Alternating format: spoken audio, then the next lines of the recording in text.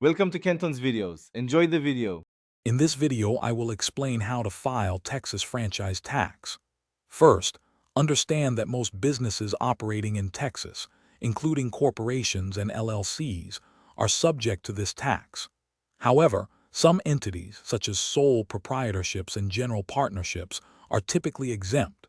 It's crucial to determine your entity's status to ensure compliance. We'll guide you through the necessary steps to accurately prepare and submit your report, helping you avoid common pitfalls and penalties. Next, you need to identify your entity's specific status and the type of report required. Businesses with total revenue below the no tax due threshold, which is currently $1,230,000, may still need to file a no tax due report. If your revenue exceeds this, you'll file a long form or EZ computation report. Understanding these distinctions is vital for selecting the correct filing method and ensuring accurate reporting to the state.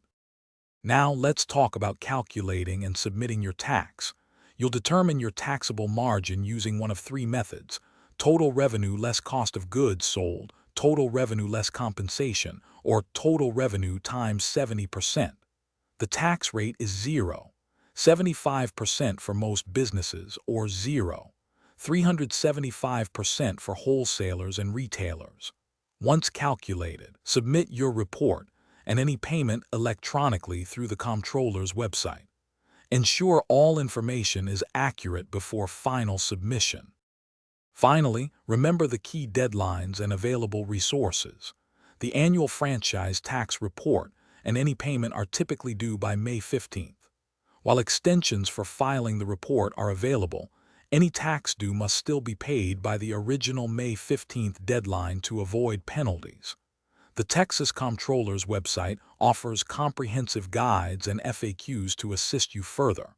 Also, for other great deals and to check out those darn tough socks with a lifetime warranty, be sure to look at the links in the description below. Thanks for watching. Consider subscribing if we helped you.